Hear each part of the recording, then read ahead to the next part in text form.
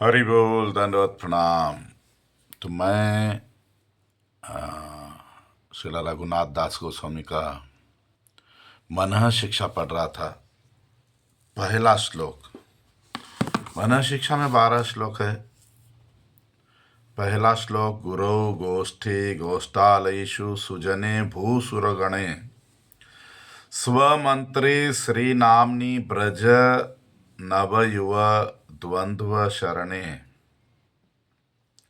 सदा दंभं हित्वा कुरु रतिम अपूर्वाम अतितराम अये स्वांतर भ्रातश्चतुभीर अभियाचे धृतपदः। ओ मेरे प्रिय भाई, ओ मेरे मन, सदैव अहंकार का त्याग करके, दंभ का त्याग करके, सदा सदैव एक अपूर्व रति, क्या बोलते हैं, प्रेम आसक्ति बनाओ गुरुओं में। गुरु नहीं बोला, गुरु यानी शिक्षा गुरु दीक्षा गुरु दोनों आ गए। गोष्ठे वृंदावन में, ब्रजवासियों में, सुजने अच्छे साधुओं में, अच्छे भक्तों में, सारी दुनिया में अच्छे भक्त जहाँ भी हो, दीक्षा मंत्र में, हरिनाम में, और भगवान से श्री राधा कृष्ण में पूर्ण शरणागति के साथ एक अपूर्व रति बनाओ उनमें। मैं तुमको मीठी मीठी बातें करके बता रहा हूँ। तो ये श्लोक है और इसकी भक्तिविनोद ठाकुर की, हमारे गुरु वर्गों की बातें बता रहा हूँ। तो भक्तिविनोद ठाकुर ने बोला दंभ 6 तरह का होता है। माया, छल, दिखावा, अज्ञान, धूर्तता और अपराध। यहाँ माया का मतलब है कि हम कोई भौतिक कार्य करके तृप्त हो जाते हैं, एक तरह से संतुष्ट हो जाते हैं भौतिक इसमें, और हमारे में अहंकार आ जाता है। छल ये भी एक तरह का तृप्ति है। हम हमारे वस्त्र, हमारे स्वभाव, हमारे जन्म आदि से हम हमारा एक प्रतिष्ठा एक बता रहे, बाहरी दिखावा, छल कर रहे हम लोगों से। फिर और एक दिखावा। दिखावा तो भक्त का वेश तो पहन लिया, मगर अंदर से कोई और इच्छा है, भौतिक इच्छा है। इसीलिए रूप गोस्वामी पाद ने हमको बोल दिया था, अन्याभिलाषिता शून्यम, कृष्ण का सुख छोड़ के और कोई इच्छा नहीं रहना। फिर एक धूर्तता होती है, वहाँ भी कोई और इच्छाएं है, आसक्ति है आगे। अपराध हरिनाम का भी हो सकता है, वैष्णव का भी हो सकता है। तो इन सब चीज़ों से अहंकार आता है। तो यहाँ बताया अहंकार छोड़कर, तो देखो शकटासुर नाम का असुर आया कृष्ण लीला में,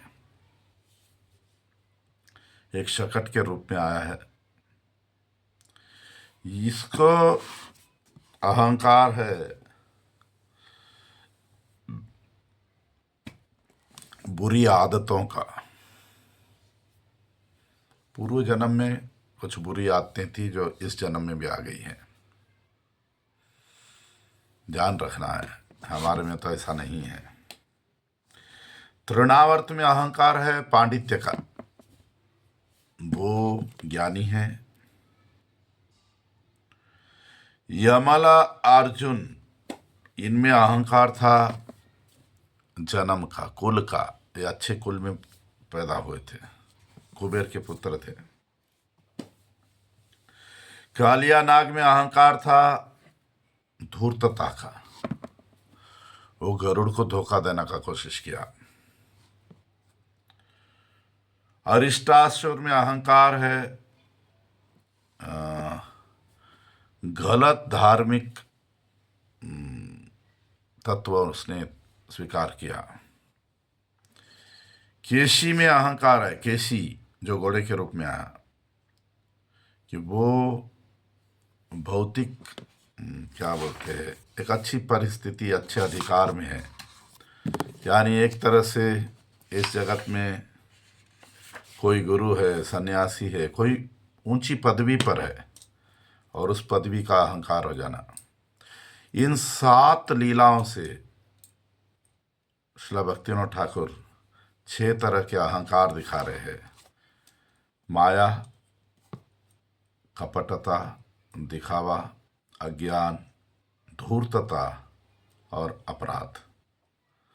तो कृष्ण कथा सुनते हैं इन चीज़ों को समझने का। गुरु कोई अनुभवी व्यक्ति से कथा सुनने का। ये तो हम लीला की तरह देखते हैं, कृष्ण ने उसको मारा, इसको मारा, मगर अंदर बात क्या है। तो रघुनाथ दास गोस्वामी कहते हैं, ब्रज में प्रवेश करना है, मन में ब्रज को लाना है, रूपानुग भक्ति करनी है, प्रेमा भक्ति, तो पहले ऐसे अहंकारों को, दंभ को बाहर फेंकना पड़ेगा। और क्या करना पड़ेगा? रतिम अपूर्वाम अतितराम। रति यानी प्रेम, अपूर्वम अपूर्व रति करनी पड़ेगी। और किसको? तो शुरुआत तो बोल दिया गुरु से प्यार करना है सबसे पहले तो, गुरु में। तो यहाँ दीक्षा गुरु, शिक्षा गुरु दोनों बताया। चैतन्य चरितामृत में बताया दीक्षा गुरु, शिक्षा गुरु दोनों हमारे लिए कृष्ण समान है। तो दीक्षा गुरु एक साधक को संबंध ज्ञान देते हैं, जिससे कि वो अनर्थों से निकल जाए और भक्ति सेवा कर सके। शिक्षा गुरु वो है जो हमको कृष्ण से संबंध बनाने का सिखाता है। कभी कभी दीक्षा गुरु, शिक्षा गुरु एक ही व्यक्ति हो सकते हैं। साधारणतः शिक्षा गुरु वो है जो हमके राधा कृष्ण की रहस्यमय सेवा सिखाता है। गौड़ीय संप्रदाय में सनातन गोस्वामी को दीक्षा गुरु बताया, रूप गोस्वामी को शिक्षा गुरु बताया। दोनों को कृष्ण बताया गया। हमको दोनों को समान भाव से सम्मान करना पड़ेगा। तो शिक्षा गुरु वो है जो हमको राधा कृष्ण की सेवा और सेवा के रहस्य बताता है। फिर बोला दूसरा प्यार हमारा आसक्ति रति होना चाहिए ब्रज, वृंदावन में। तो यहाँ ब्रज का मतलब वृंदावन, भक्तिविनोद ठाकुर कहते हैं वृंदावन, जावट, नंदगांव, बरसाना, गोकुल, गोवर्धन, राधा कुंड, ये सब ब्रज में आ जाता है। हमारा जहाँ सेवा हम जो करना चाहते हैं आध्यात्मिक जगत में, उन स्थानों को कहाँ क्या सेवा करेंगे, ये सब चीज़ों को मन में लाना। फिर बोला गोष्ठालयीषु, शुद्ध भक्त। शुद्ध भक्त का मतलब यानी कि ब्रजवासी भी बोला। शुद्ध भक्त का मतलब दुनिया में कहीं भी रहते हो मगर उनमें जो ब्रज भाव हो, यानी उत्तम अधिकारी भक्त। फिर बताया कि भूसुरगण, ब्राह्मण। तो यहाँ भी ब्राह्मण का मतलब या तो जो वैष्णव ब्राह्मण है या तो जो ब्रज के ब्राह्मण है। फिर बताया मंत्र। मंत्र में, मंत्र का मतलब तो गायत्री मंत्र। तो गायत्री मंत्र में भी विशेष करके जो गोपाल मंत्र है, काम गायत्री, उसमें हमारा काम गायत्री में विशेष रति होनी चाहिए, क्योंकि काम गायत्री एक बीज है। इस बीज में जब हम जल बरोबर देंगे, यानी हमारी सेवा, हमारा ध्यान बरोबर करेंगे, तो ये बीज ही प्रेमलता बीज बनकर हमको गोलोक धाम में श्री श्री राधा कृष्ण की सेवा दिलाएगा। फिर देखिए, हमको ये सब चीजें हमें करनी है दंभ को छोड़कर। दंभ को सदा के लिए छोड़ना है। तो भक्तिनाथ ठाकुर कभी कभी ऐसा बोलते थे कि अगर हमारे मन में ऐसा विचार है कि मैं भक्त हूं, तो ये भी अपायकारी है कि मैं एक भक्त हूं। जब ये भाव आ जाएगा तो हम दूसरों से सम्मान का विचार रखेंगे, दूसरा हमारा सम्मान करे, प्रतिष्ठा की इच्छा आ जाएगी। इसीलिए भक्तिनाथ ठाकुर कहते हैं कि ये बहुत आपत्तिजनक है कि सोचना कि हम एक वैष्णव है, हमने ऐसे ऐसे व्रत किए हैं, हमने ऐसा कार्तिक व्रत किया है, हमने क्या बोलते हैं ग्रंथ लिखे हैं, हमने ऐसा प्रचार किया, ये किया। ये सब हमको भक्ति से विरुद्ध दिशा में ले जाएगा, प्रतिष्ठा। फिर वहाँ प्रेम प्रकट होने का सवाल ही नहीं है। तो भक्तिनाथ ठाकुर कहते हैं कि हमारी अपूर्व रति सबसे पहले गुरु में होनी चाहिए। गुरु, दोनों गुरु। तो गुरु को सिर्फ एक महान साधु समझना नहीं, उनको अपना अंतरंग मित्र, अपना वेल विशिंग, जो हमारा भला चाहता है, ऐसा मित्र समझना। फिर क्या बोलते हैं, एक उदाहरण यहाँ, ब्राह्मण पत्नियां यज्ञ पत्नियों को कृष्ण कहते हैं। श्रीमद् भागवत 10वां स्कंद 23वां अध्याय 33वां श्लोक।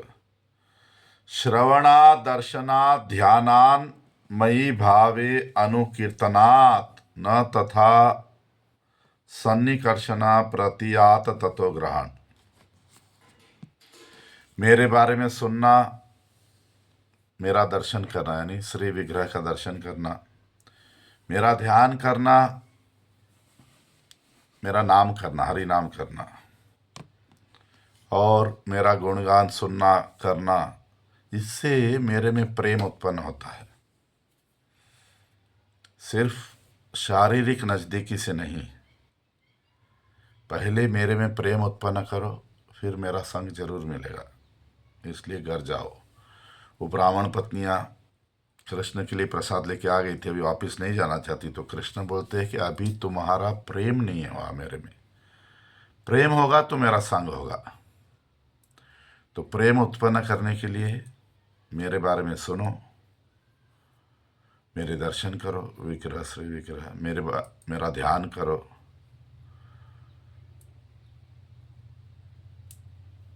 मेरा नाम करो भाव से, तब प्रेम आएगा। प्रेम आने से मेरा संग नित्य मिलेगा। तो ये हमारे लिए भी है, सबके लिए है कि हमें कृष्ण में प्रेम उत्पन्न करना है भाव से। तो जब हम हरि नाम करते हैं, हरि कथा सुनते हैं, भगवान का ध्यान करना, भगवान की सेवा, मानसी सेवा करना, भाव आएंगे। जब भाव आएंगे तो वहाँ प्रेम, और फिर हम कृष्ण की नित्य लीला में प्रवेश कर पाएंगे। तो हमारे जीवन में जैसे एक सीढ़ी है, सीढ़ी नीचे की तरफ भी जाती है, ऊपर की तरफ भी जाती है। नीचे है काम, ऊपर है प्रेम। अभी हमारे हाथ में काम या प्रेम। काम यानी भोग, इंद्रिय इच्छाएं, इंद्रिय, हमारे इंद्रियों को सुख देना। प्रेम यानी कृष्ण की इंद्रियों को सुख देना, कृष्ण की सेवा करना, कृष्ण के लिए कुछ भी त्याग कर देना। तो यही सीढ़ी हमको यही हरिनाम ऊपर भी ले जा सकता है, नीचे भी ले जा सकता है। हम किस तरफ जा रहे हैं? तो अगर आध्यात्मिक प्रगति है तो हमें अनर्थ चले जाएंगे, निष्ठा आ जाएगी, फिर रुचि, रति, भाव, ऐसे हम ऊपर जाते रहेंगे। तो इसके लिए रघुनाथ दास गोस्वामी हमें बता रहे हैं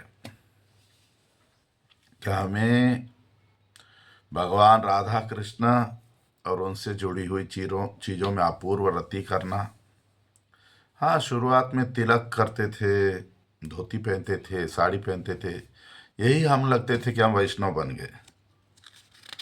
मगर धीरे धीरे अभी हमें आगे बढ़ना है। तो हमारी आसक्ति गुरु, ब्रज, इन सब चीज़ों में, राधा कृष्ण से जुड़े चीज़ों में बढ़ाना है। तो कुछ लोग क्या कोशिश करते हैं कि हम मन को कंट्रोल कर लेंगे। मन तो देखो भी घोड़ा है, दौड़ रहा है। तो यहाँ रघुनाथ दास गोस्वामी ने बता दिया कि दैन्यता से मन को प्रार्थना करो। मन में क्या बोलते हैं, राधा कृष्ण और उनसे जुड़ी हुई चीज़ों को धीरे धीरे लेके आओ। खुद अपना अवलोकन करो कि मेरा मन में क्या विचार आते हैं, मुझे क्या करना चाहिए। हमारे बारे में हम खुद ही सोचेंगे नहीं, और बस लोगों के साथ भाग रहे, लोग कहाँ जा रहे, ये कर रहे, इससे तो भक्ति होगा नहीं। भक्ति में एक चीज़ है, स्वाध्याय, कि मेरा मन कहाँ है, मैंने आज गुरु के बारे में सोचा क्या, वृंदावन के बारे में सोचा क्या, मैं कितना प्यार करती हूँ वृंदावन से, ब्रजवासियों से। तो कभी उनके बारे में ध्यान करना, कभी राधा कृष्ण की लीलाओं के बारे में ध्यान करना। तो इसके लिए सबसे जरूरी क्या है? मन को हमारे अंदर हमें झांकना है, अंदर सेवा बढ़ाना है। तो बोल रहे सहिष्णुता। अगर सहिष्णुता नहीं है तो हम ये बाहर की दुनिया में बसे हुए कि अरे मेरे घर में ऐसा हो रहा है, मेरा पति ऐसा है, मेरे बेटा बात नहीं सुन रहा है, किसी ने मेरा अपमान कर दिया, मुझे माला नहीं पहना। ये बाहर की चीज़ें हैं, इन चीज़ों में फंसो मत। अंदर भक्ति नहीं होगा।